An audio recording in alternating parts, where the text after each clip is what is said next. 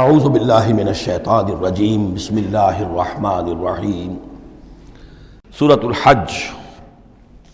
بسم اللہ الرحمن الرحیم یا ایھا الناس اتقوا ربکم ان زلزلۃ الساعۃ شیء عظیم۔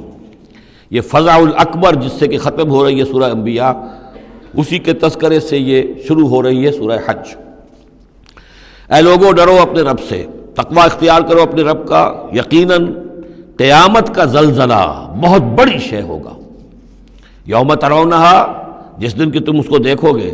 تذہل کل مرضعۃ عما ارضعت، بھول جائے گی ہر دودھ پلانے والی جسے وہ دودھ پلاتی تھی۔ یعنی واقعہ یہ ہے کہ حیوانات میں جو بھی دودھ پلانے والا کوئی جانور بھی ہو تو اسے بھی اپنے بچوں کے ساتھ جو انس ہوتا ہے، اور خاص طور پر انسانوں میں پھر ماں کی محبت اور شفقت اور مامتا جو ہے وہ اپنی جان دینے کو تیار ہوتی ہے، اپنے بچے کی آنس نہیں آنے دیتی۔ لیکن وہ سخت ایسا دن ہوگا، ایسی سختی ہوگی کہ دودھ پلانے والیاں اپنے دودھ پیتے بچوں کو بھول جائیں گی۔ وَتَضَعُ كُلُّ ذَاتِ حَمْلٍ حَمْلَهَا، اور دہشت کا عالم یہ ہوگا کہ ہر حاملہ کا حمل گر جائے گا۔ وَتَرَى النَّاسَ سُكَارَىٰ، اور تم دیکھو گے لوگوں کو کہ جیسے نشے میں ہیں، اس طرح کی ایک کیفیت ان پر طاری ہوگی، ایسے بے سدھ سے نظر آئیں گے جیسے کہ گویا کہ نشے میں، وَمَا هُم بِسُكَارَىٰ، حالانکہ وہ کسی نشے میں نہیں ہے۔ وَلَٰكِنَّ عَذَابَ اللَّهِ شَدِيدٌ، بلکہ اللہ کا عذاب بہت سخت ہے، اللہ کی طرف سے بڑی سخت یہ گھڑی آنے والی ہے جس سے کہ اللہ تعالیٰ اپنے مومن صادق بندوں کو بچا لے گا، جس کی کہ صراحت ہے حدیث کے اندر۔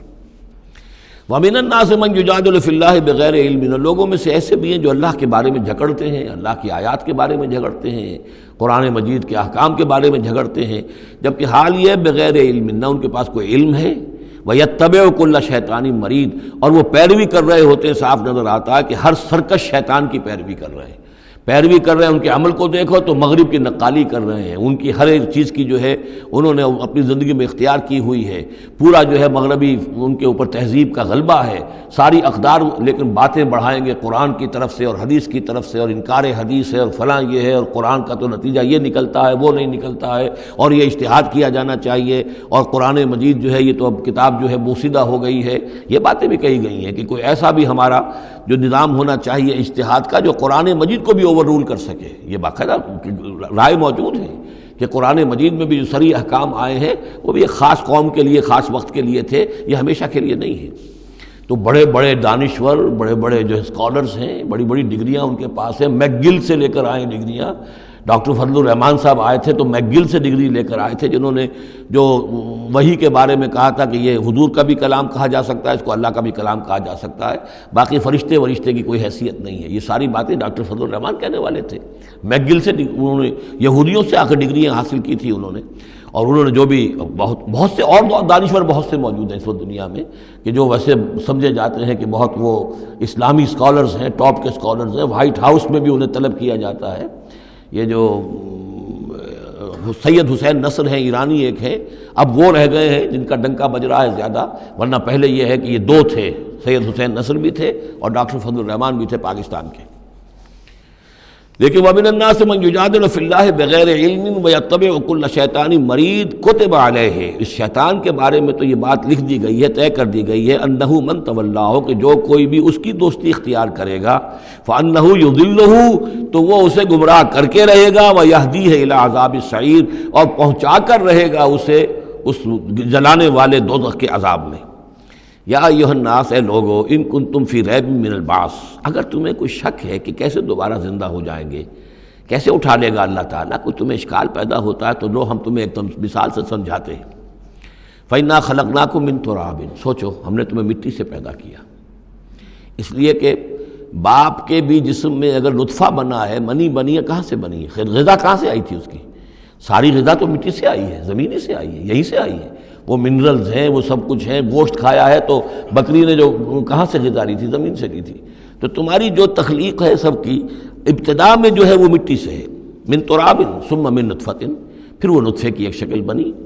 ثم من علقۃ، پھر تم ایک علقہ کی شکل میں تھے۔ اس علقہ کے بارے میں بعد میں عرض کروں گا، ابھی میں اس کا کوئی ترجمہ نہیں کر رہا۔ اس کا ترجمہ عام طور پر جمع ہوا خون کیا جاتا ہے، یہ ترجمہ صحیح نہیں ہے۔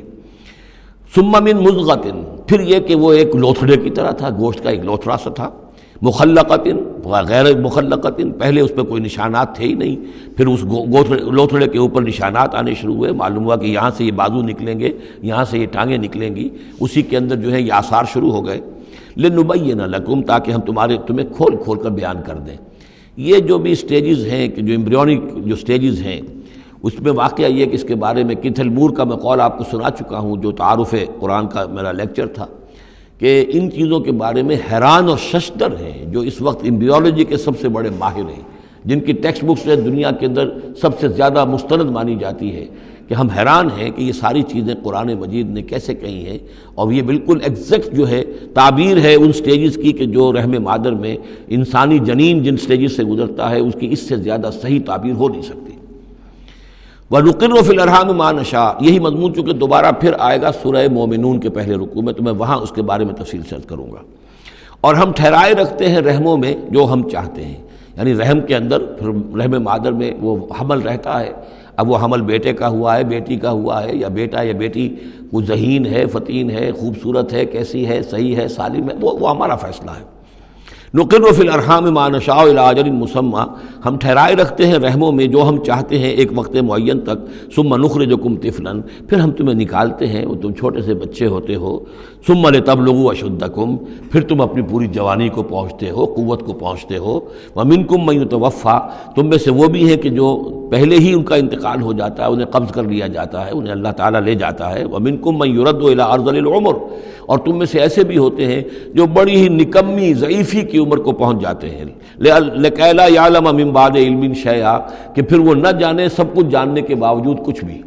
بڑھاپا آتا ہے تو ایسا آتا ہے، ڈیمنشیا بھی ہو جاتا ہے، ساری ذہنی صلاحیتیں ختم ہو جاتی ہیں، یادداشت زائل ہو جاتی ہے، پھر بچپن کی عادتیں عود کر آتی ہیں، لکئی لا یعلم من بعد علم شیئا، پھر یہ صورت بھی ہو جاتی ہے۔ یہ ارذل العمر ہے جس سے کہ حضور صلی اللہ علیہ وسلم نے اللہ کی پناہ مانگی ہے کہ اللہ اس سے پہلے اٹھا لے، اس سے پہلے کہ انسان اس کیفیت میں آ جائے کہ جس کا نقشہ یہاں کھینچا جا رہا ہے، لکئی لا یعلم من بعد علم شیئا۔ بڑا سقراط تھا، بقراط تھا، کچھ تھا، لیکن اب کیا ہو گیا ہے اس کو دیکھیے۔ وَمِنْكُمْ مَنْ يُتَوَفَّى وَمِنْكُمْ مَنْ يُرَدُّ إِلَىٰ أَرْذَلِ الْعُمُرِ لِكَيْ لَا يَعْلَمَ مِنْ بَعْدِ عِلْمٍ شَيْئًا وَتَرَى الْأَرْضَ، اب ایک تو نقشہ کھینچا انسانی زندگی کا، اس آپ مٹی سے چل کر تم کہاں سے کہاں پہنچ گئے، پھر فوت ہو کے پھر مٹی بن جاتے ہو۔ یہ جس کی یہ قدرت ہے، جس کی یہ خلاقی ہے، جو اس سارے نظام کو لے کر چل رہا ہے، تمہیں اس کے بارے میں کوئی شک ہے؟ اس کی قدرت کے بارے میں کوئی تمہیں یہ شبہ وارد ہو سکتا ہے کہ وہ دوبارہ پیدا نہیں کر سکتا؟ اچھا ایک اور مثال لے لو، وَتَرَى الْأَرْضَ حَامِدَةً، تم دیکھتے ہو زمین کو کہ پڑی ہوئی ہے، بے آب و گیا، خشک اور ویران، کئی زندگی کے آثار نہیں۔ فَإِذَا أَنزَلْنَا عَلَيْهَا الْمَاءَ اهْتَزَّتْ وَرَبَتْ، پھر جب ہم اس پر پانی برساتے ہیں تو وہ تازہ ہو جاتی ہے، اہتزاز، اور وہ اس میں جنبش ہو جاتی ہے، اہتزت۔ یہتزو جو آیا یہ لفظ پہلے ہم پڑھ چکے ہیں کہ جب حضرت موسیٰ کا عصا زمین پر انہوں نے رکھا تو وہ تو اب ہلنے لگا، حرکت کرنے لگا جیسے کہ سانپ حرکت کرتا ہے،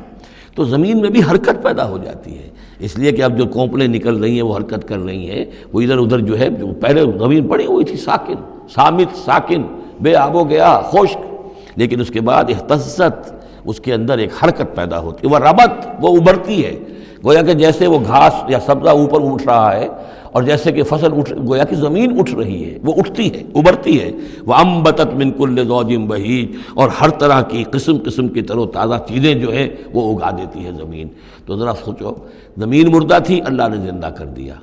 تمہارا اپنا معاملہ یہ ہے کہ مٹی سے لے کر اور تمہارے ایک انسان پورے بننے تک، یہ پھر کیسے شک کرتے ہو؟ تمہیں اللہ تعالیٰ کی قدرت میں بھی کوئی شک نہیں ہونا چاہیے۔ یہ تمہاری زندگی کا سائیکل چل رہا ہے اور یہ نباتاتی سائیکل چل رہا ہے ساتھ کے ساتھ، یہ چند مہینے کا ہوتا ہے، یہ تمہارا جو ہے یہ 60 70 80 برس کا ہے، اس کے علاوہ تو کوئی فرق نہیں۔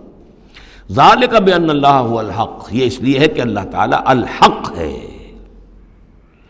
اس کے حق ہونے میں، برحق ہونے میں کسی شک و شبے کی گنجائش نہیں۔ وَأَنَّهُ يُحْيِي الْمَوْتَىٰ، اور یہ کہ وہ مردہ کو زندہ کرتا ہے، مردہ کو زندہ کرے گا۔ زمین تمہارے سامنے مردہ پڑی ہوتی ہے اور زندہ ہو جاتی ہے۔ وَأَنَّهُ عَلَىٰ كُلِّ شَيْءٍ قَدِيرٌ، اور یہ کہ وہ تو ہر چیز پر قادر ہے۔ وَأَنَّ السَّاعَةَ آتِيَةٌ، اور یہ کہ قیامت آ کر رہنی ہے، لَا رَيْبَ فِيهَا، اس میں کسی شک و شبے کی گنجائش نہیں۔ وَأَنَّ اللَّهَ يَبْعَثُ مَن فِي الْقُبُورِ، اور یقیناً اللہ تعالیٰ اٹھائے گا ان کو جو قبروں کے اندر ہے، بعث بعد الموت ہو کر رہے گا۔ صدق اللہ العظیم۔